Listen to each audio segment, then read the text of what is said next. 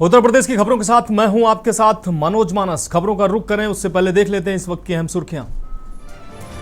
CM योगी ने जारी किया अहम निर्देश, नए शिक्षकों की नियुक्ति तक रिटायर्ड शिक्षकों से लें सेवा, प्रधानाचार्यों की नियुक्ति प्रमाण पत्र वितरण में बोले सीएम। लखनऊ में शिक्षक भर्ती के अभ्यर्थियों का प्रदर्शन, सीएम आवास घेरने जा रहे अभ्यर्थियों को पुलिस ने रोका, सीएम योगी से मिलने पर अड़े अभ्यर्थी। ज्ञानवापी केस पर सुप्रीम कोर्ट की अहम टिप्पणी, कहा धार्मिक चरित्र क्या था ये देखना होगा, सुप्रीम कोर्ट में सोमवार को अगली सुनवाई। मुख्तार अंसारी मामले में सुप्रीम कोर्ट ने यूपी सरकार को भेजा नोटिस, 7 साल की सजा को दी गई चुनौती, बांदा जेल में बंद है मुख्तार अंसारी। पूर्व विधायक गुड्डू पंडित को 14 महीने की जेल, चुनाव में नहीं उतरने के लिए उम्मीदवार को दी थी धमकी, एमपी एमएलए कोर्ट ने सुनाया फैसला। बागपत के कोताना गांव के कब्रिस्तान में दबे 800 के सिर गायब, तंत्र क्रिया के लिए सिर काटने की आशंका, लोगों का हंगामा, पुलिस बल तैनात। आप देख रहे हैं के न्यूज, खबरों का सारथी। और अब खबरें विस्तार से। मेरठ से अहम खबर आ रही है, डीएम कार्यालय में तैनात कर्मी की दबंगई सामने आई है। आपको बता दें, मामूली कहासुनी में दंपत्ति को जमकर पीटा है।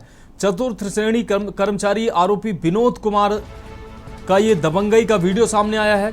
दबंगई का वीडियो सोशल मीडिया पर वायरल हो रहा है। पुलिस ने पीड़ितों की शिकायत पर कार्रवाई नहीं की है। पीड़ितों पर ही कार्रवाई करने की तैयारी में पुलिस दिखाई दे रही है। इस वक्त की अहम खबर आपको दिखा रहे हैं, पुलिस की कार्यशैली से इलाके में तनाव और गुस्सा दिखाई दे रहा है। इलाके के लोगों ने एसएसपी से भी मामले की शिकायत की है। आपको बता दें, मेडिकल थाना क्षेत्र के प्रवेश विहार का यह मामला बताया जा रहा है। डीएम कार्यालय में तैनात कर्मी की दबंगई सामने आई है। मामूली कहासुनी में दंपत्ति को जमकर पीटा है। बिहार में रहती हूँ के लोग, और हमारे सामने हमारे पड़ोसी हैं विनोद कुमार, डीएम ऑफिस में काम करते हैं। अभी हमारा निकलना बढ़ना दुआर पर रखा उन्होंने, हमारे गेट के सामने अपने वाहन खड़े करना है, सब सारे वाहन पर प्रशासन डीएम ऑफिस सब कुछ लिखवा रखा, और हम धमकी दे रहे हैं पूरी, हमें रहने देने के यहाँ पे कभी मारपीट करे, कभी मेरा गला दबा दे, कल मेरे साथ और आपको जखम है मेरे सामने। हम जाना चौकी जाना, खाने जाना, हमारी सुनवाई नहीं। तीनों कह रहे गला का पड़ा हाथ पकड़ा होगा, जो जाना कार्रवाई करवाने के लिए हमें वहीं बिठा ला पूरे दिन के लिए, हमारे ऊपर केस कर देना कि जमानत करवा लो। अब जाकर 151 फिर हमसे जमानत करवाना है, फिर हम जमानत करवाओ फिर लड़ना शुरू कर दे हमारे साथ। तो इस खबर पर अहम जानकारी के लिए हमारे साथ हमारे संवाददाता राजू शर्मा हमारे साथ जुड़ गए हैं। राजू, अगर बात की जाए ये चतुर्थ श्रेणी कर्मचारी की दबंगई साफ तौर से सामने आई है, क्या कुछ अहम अपडेट है इस खबर पर? हाँ बिल्कुल, देखिए मनोज, मैं आपको बता दूं कि डीएम कार्यालय में तैनात चतुर्थ श्रेणी के कर्मचारी की दबंगई का मामला सामने आया है, जहां पर मोहल्ले के ही रहने वाले दंपत्ति के साथ बुरी तरह मारपीट की गई है। मारपीट का एक सीसीटीवी भी सामने आया है, जिसमें चतुर्थ श्रेणी का जो कर्मचारी है विनोद, वो मारपीट करता हुआ नजर आ रहा है लाठी डंडों से। आज पीड़ित परिवार ने एसएसपी ऑफिस पहुंचकर कार्रवाई की गुहार लगाई है। एसएसपी ने थाना पुलिस को कार्रवाई करने के लिए कहा है। पूरा मामला मेडिकल थाना क्षेत्र के प्रवेश विहार का सामने आया है। राजू, अगर बात की जाए, अभी तक पुलिस ने कार्रवाई नहीं की है, क्या रसूखदार व्यक्ति है ये कर्मचारी? हाँ बिल्कुल, देखिए मनोज, मैं आपको बता दूं कि डीएम कार्यालय से जुड़ा हुआ होकर अपने आप को बताते हुए पुलिस पर रौब गालिब करने का भी मामला इसमें निकलकर सामने आया है। डीएम कार्यालय में तैनात होने की बात कहकर पुलिस पर रौब गालिब करता था चतुर्थ श्रेणी का कर्मचारी, इसलिए कहीं न कहीं पुलिस कार्रवाई करने से बच रही थी। फिलहाल एसएसपी ने थाना पुलिस को कार्रवाई के लिए निर्देशित किया है। पुलिस कार्रवाई करने की बात कह रही है। राजू, इस अहम जानकारी के लिए आपको बहुत शुक्रिया। तो आपको बता दें, डीएम कार्यालय में तैनात चतुर्थ श्रेणी कर्मचारी का ये दबंगई का वीडियो सामने आया है। अब बात अगली खबर की करेंगे। अमरोहा से अगली अहम खबर आ रही है। मामूली बात को लेकर दो पक्षों में पथराव हुआ है। पथराव में कई लोग गंभीर रूप से घायल हुए हैं। घायलों को जिला अस्पताल में भर्ती कराया गया है। पथराव का वीडियो भी वायरल हो रहा है। वायरल वीडियो के बाद पुलिस जांच में जुटी हुई है। आपको बता दें, पुलिस ने 2 लोगों को हिरासत में भी लिया है। थाना अमरोहा देहात इलाके के बम्बूगढ़ का यह मामला बताया जा रहा है, जहां मामूली बात को लेकर 2 पक्षों में पथराव की घटना सामने आई है। तो अमरोहा से इस वक्त की अहम खबर आपको दिखा रहे हैं। वायरल वीडियो के बाद पुलिस जांच में जुटी हुई है और वायरल वीडियो के आधार पर पुलिस आगे की कार्रवाई कर रही है। 2 लोगों को पुलिस ने हिरासत में लिया है। थाना अमरोहा देहात इलाके के बंबूगढ़ का यह मामला बताया जा रहा है, जहां मामूली विवाद में पथराव की घटना सामने आई है। 2 पक्षों में पथराव की घटना सामने आई है। तो अमरोहा से अहम खबर आपको दिखा रहे हैं। मामूली विवाद को लेकर 2 पक्षों में पथराव हुआ है, जिसमें कई लोग घायल हुए हैं, कई लोग गंभीर रूप से घायल हुए हैं। तस्वीरें साफ तौर से आप देख पा रहे हैं। पथराव की सीधी तस्वीरें हम अपने दर्शकों को दिखा रहे हैं, किस तरीके से मामूली से बात को लेकर 2 पक्षों में पथराव की घटना सामने आई है। इस पथराव में कई लोगों के घायल होने की खबर सामने आई है।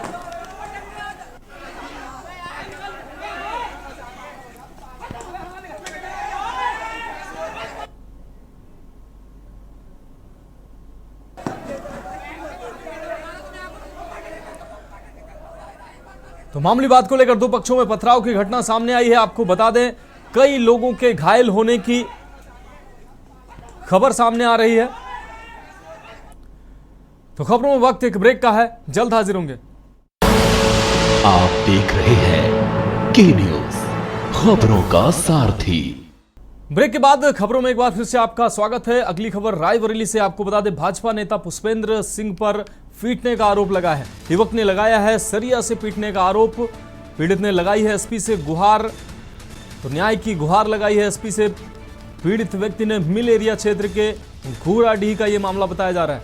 तो बीजेपी नेता पुष्पेंद्र सिंह पर पीटने का आरोप लगा है। मिल एरिया क्षेत्र के घूराडीह का यह मामला बताया जा रहा है। तो तस्वीरें साफ तौर से आप देख पा रहे हैं, पीड़ित की तस्वीरें सामने हैं। भाजपा नेता पुष्पेंद्र सिंह पर इस पीड़ित को पीटने का आरोप लगा है। युवक ने सरिया से पीटने का आरोप लगाया है। पीड़ित ने लगाई है एसपी से न्याय की गुहार। इस वक्त की अहम खबर आपको दिखा रहे हैं।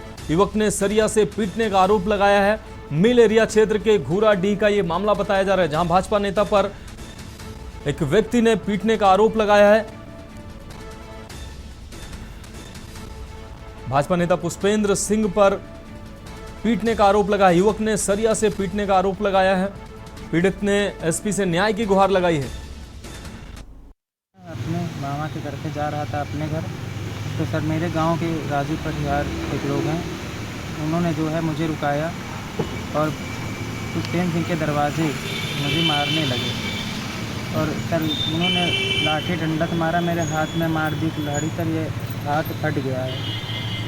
और फिर काफ़ी देर के बाद पुष्पेंद्र सिंह आए, उन्होंने भी मारा। बाद में फिर उन्होंने छुड़वा के फिर चौकी भिजवा दिया। सर इसको सब लोगों ने बहुत मारा। इनके गांव के लोग जो विरोधी लोग हैं सर, इनसे बहुत जलन रखते वो। उसके बाद इन लोगों को ऐसे मतलब ढूंढा करते, जब देखो तब कहीं पीछा किया करते। उसके बाद रास्ते में जब जा रहे थे तो इनको रुकवा लिया, जो भी बताया हम वही जानते। रुकवा लिया, रुकवाने के बाद इनसे जो पूछताछ की, उसके बाद मारना शुरू कर दिए। जब मारना शुरू कर दिए थे, जो ये बोल रहे थे मुझे छोड़ दे, तब भी नहीं छोड़ते। घसीट के वहाँ जहाँ भी ले गए, दौड़ा दौड़ा के मारे, जो भी किए इनके साथ में। उसके बाद जो पुष्पेंद्र सिंह के दरवाजे की घटना है, वहाँ पे जब पहुँचे ये, तो वो भी निकले, तो वो भी इनके जो झापड़ जो भी मारे और दहशत इतनी डाल दिए कि मेरा नाम मत लेना, ये मत करना, वो भी करना, इतना डरवा दिए कि ये बोल नहीं पा रहा सही से।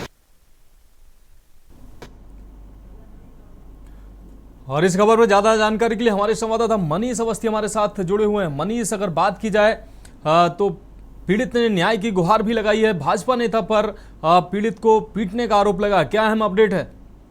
बिल्कुल, बात करें तो ये पूरा मामला मिल एरिया थाना क्षेत्र के घोराडीह का है, जहां पर कुछ युवकों के बीच मारपीट चल रही थी। मारपीट ये जो यहाँ भाजपा नेता है पुष्पेंद्र सिंह, उनके घर के बाहर चल रही थी। वो दोनों आपस में, क्योंकि परिवार के ही लोग थे, आपस में विवाद कर रहे थे और विवाद करते करते दोनों में हाथापाई शुरू हो गई। तब तक ये जो भाजपा नेता है पुष्पेंद्र सिंह, ये अपने घर पर थे और बाहर निकले और बाहर आने के बाद ही और उस पर ताबड़तोड़ जो है उसके साथ मारपीट शुरू कर दी। और आरोप जो पीड़ित है, जो घायल हुआ है, वो आज पुलिस अधीक्षक कार्यालय पहुंचा है और पुलिस अधीक्षक से न्याय की गुहार लगाई है। साथ ही साथ उसने पीड़ित ने भाजपा नेता पर आरोप लगाते हुए ये भी कहा कि उन्होंने डंडे और सरिया से मुझे मारा पीटा है। जिसके बाद हम जो मिल एरिया थाना है वहां गए तो उन्होंने मुझे चौकी भेजा कि चौकी का मसला है, आप जाके चौकी में इसकी तहरीर दीजिए। लेकिन जब चौकी गया तो चौकी से फिर मुझे थाने फिर वापस कर दिया गया। तो जिस तरह लगातार जिस तरह से जो घायल युवक है उसको दरदर की ठोकरें खानी पड़ी, जिसके बाद वो पुलिस अधीक्षक कार्यालय पहुंचा। फिलहाल पूरे प्रकरण को लेकर पुलिस अधीक्षक ने जांच के आदेश दिए हैं और जो पीड़ित है उसके घायल को अस्पताल पहुंचाया है। अस्पताल पहुंचाने के बाद ही साथ जो आरोपी है उनके खिलाफ सख्त कार्रवाई के भी आदेश दिए हैं। मनीष से अहम जानकारी के लिए आपको बहुत शुक्रिया। तो आपको बता दें, भाजपा नेता पर पीड़ित को पीटने का आरोप लगा है। तो खबरों में वक्त एक और ब्रेक का है, जल्द हाजिर होंगे। आप देख रहे हैं के न्यूज, खबरों का सारथी। ब्रेक के बाद एक बार फिर से आपका स्वागत है। बढ़ेंगे अगली खबर की ओर। अमरोहा से अगली अहम खबर है, रजिस्ट्री कराने आए बुजुर्ग का बैग चोरी हुआ है। आपको बता दें, अधिवक्ता के चैम्बर से पार किया गया है बैग में 85,000 रुपए की नकदी मौजूद थी और अहम दस्तावेज भी मौजूद थे, जिसको चोरों ने पार किया है। चोरी की घटना से तहसील परिसर में हड़कंप मच गया। आपको बता दें, तहसील के बाहर सीसीटीवी कैमरे में कैद हुआ है चोर। मुरादाबाद से रजिस्ट्री के लिए तहसील पहुंचा था ये बुजुर्ग। पीड़ित बुजुर्ग ने पुलिस से मामले की शिकायत की है। नगर कोतवाली के सदर तहसील का ये मामला बताया जा रहा है। तहसील के बाहर सीसीटीवी कैमरे में भी कैद हुआ है ये चोर। मुरादाबाद से रजिस्ट्री के लिए तहसील पहुंचा था ये बुजुर्ग व्यक्ति। पीड़ित बुजुर्ग ने पुलिस से मामले की शिकायत की है। इस वक्त की अहम खबर आपको दिखा रहे हैं। नगर कोतवाली के सदर तहसील का ये मामला बताया जा रहा है। बुजुर्ग के साथ ये घटना हुई है। रजिस्ट्री कराने आए बुजुर्ग का बैग चोरी हुआ है। इसमें जो है आपके जो है 85,000 नगद रुपया है। अच्छा। और उसमें आपके credit card, debit card, ATM और बाकी उसकी जो है डॉक्यूमेंट, आईडी, उसकी जो है दफ्तर की। रुक करेंगे अगली खबर का। ललितपुर से अगली खबर है, लुटेरों ने पुलिस को चुनौती दी है। आपको बता दें, लूट की घटना सामने आई है। शक्कर व्यापारी के मुनीम की आंखों में मिर्ची झोंककर 4,27,000 रुपए की लूट की गई है। आपको बता दें, लूट की घटना को अंजाम देकर लुटेरे फरार हो गए। कलेक्शन करके मोटरसाइकिल से लौट रहा था ये मुनीम, जिसके साथ ये घटना सामने आई है।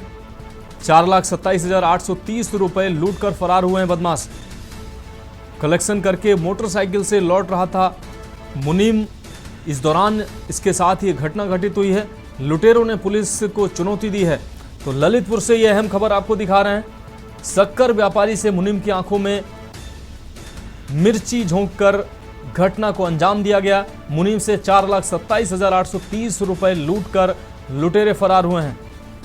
कलेक्शन करके मोटरसाइकिल से वापस लौट रहा था ये मुनीम। तो ललितपुर में खुलेआम बदमाशों द्वारा पुलिस को चुनौती दी गई है। दिन दहाड़े लूट की घटना सामने आई है। शक्कर व्यापारी के मुनीम की आंखों में मिर्ची झोंककर लूट की वारदात सामने आई है। 4,27,830 रुपए लूटकर दिन दहाड़े ये बदमाश फरार हुए हैं। कलेक्शन कर वापस मोटरसाइकिल से वापस लौट रहा था ये मुनीम। इस दौरान इसके साथ ये घटना घटित हुई है। लुटेरों ने पुलिस को खुली चुनौती दी है। दिन दहाड़े लूट की इस वारदात को अंजाम दिया है। शक्कर व्यापारी के मुनीम की आंखों में मिर्ची झोंककर इस घटना को अंजाम दिया गया है।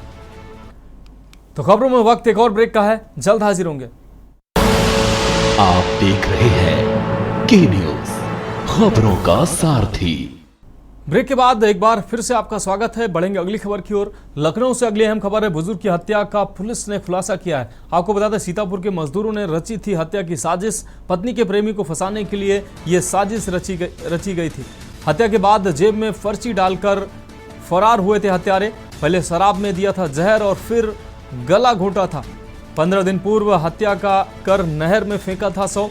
आपको बता दें, जानकीपुरम थाना क्षेत्र का ये मामला बताया जा रहा है। बुजुर्ग की हत्या का पुलिस ने खुलासा किया है।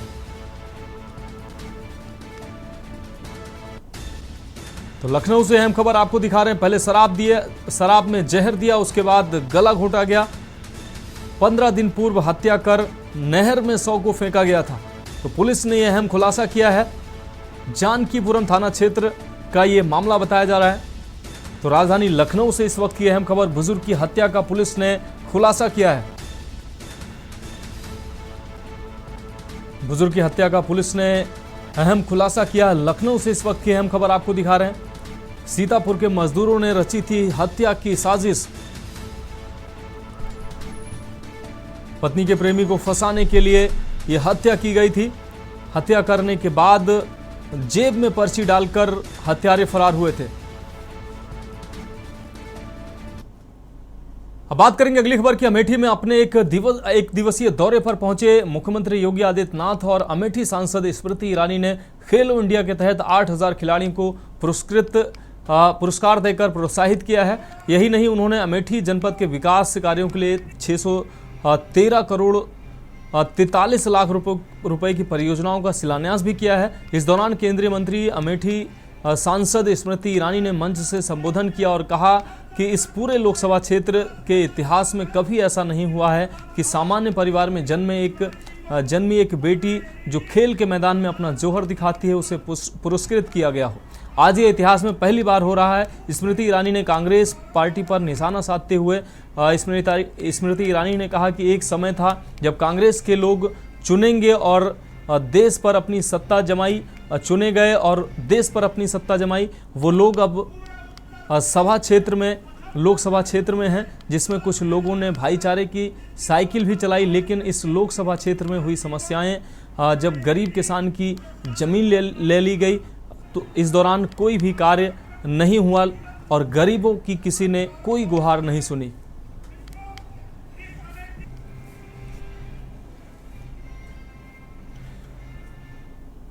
अगली अहम खबर गोंडा से है, जहां एक दिवसीय जनपद दौरे पर पहुंचे समाज कल्याण मंत्री असीम अरुण का युवाओं ने घेराव किया है। इसके बाद ज्ञापन सौंपा। जिले में विश्वविद्यालय स्थापना की मांग भी की। इनकलाब फाउंडेशन और भारतीय किसान यूनियन ने संयुक्त रूप से समाज कल्याण मंत्री को ज्ञापन सौंपा है। अविनाश सिंह और दीपक वर्मा ने कहा कि निश्चित रूप से आप प्रदेश को प्रगति के पथ पर निरंतर आगे बढ़ाने के लिए प्रतिबद्ध हैं। जिस तरह से मेडिकल कॉलेज की स्थापना करवाकर लोगों को बेहतर स्वास्थ्य व्यवस्थाएं देने का काम किया गया है, उसी तरह महंगी शिक्षा से निजात दिलाने के लिए जिले में विश्वविद्यालय बनाने की घोषणा की गई थी, लेकिन अब तक उसे अमल में नहीं लाया गया है। युवाओं ने जल्द से जल्द विश्वविद्यालय का काम शुरू कराने की मांग भी की है।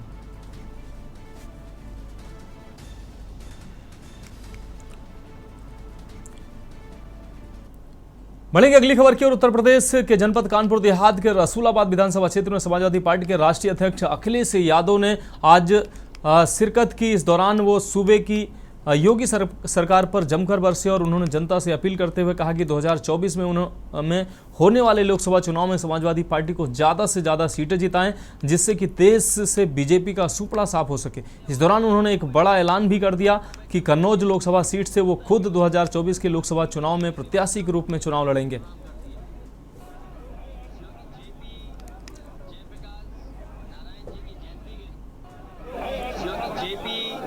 जयप्रकाश नारायण जी की जयंती के दिन पूरा देश उन्हें याद करता है और इसमें बहुत सारे ऐसे भी भाजपा नेता होंगे जो उस समय इमरजेंसी के टाइम पे जेल गए थे।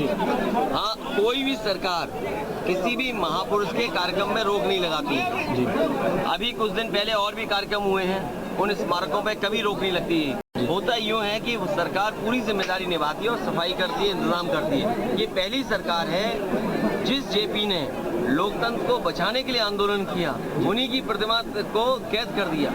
ये मजबूरी बनी कि इसलिए हम लांग करके मुझे जाना पड़ा। बढ़ेंगे अगली खबर की ओर। ललितपुर के थुवन ग्राउंड में भाजपा ने महिला शक्ति वंदन सम्मेलन आयोजित किया, जिसमें महिला मोर्चा प्रदेश अध्यक्ष गीता साकी एवं प्रदेश की कैबिनेट मंत्री देवी रानी मौर्य ने हिस्सा लिया। साथ ही जल शक्ति राज्य मंत्री रामकेश निषाद एवं राज्य मंत्री मनोहर लाल पेंट एवं सांसद अनुराग शर्मा भी मौजूद रहे। कैबिनेट मंत्री बेबी रानी मौर्य ने कहा कि प्रधानमंत्री नरेंद्र मोदी ने महिलाओं को विधानसभा एवं संसद में आरक्षण देकर महिलाओं का मान बढ़ाने का काम किया है। आरक्षण से महिलाओं की भागीदारी परिवार से लेकर समाज तक बढ़ेगी।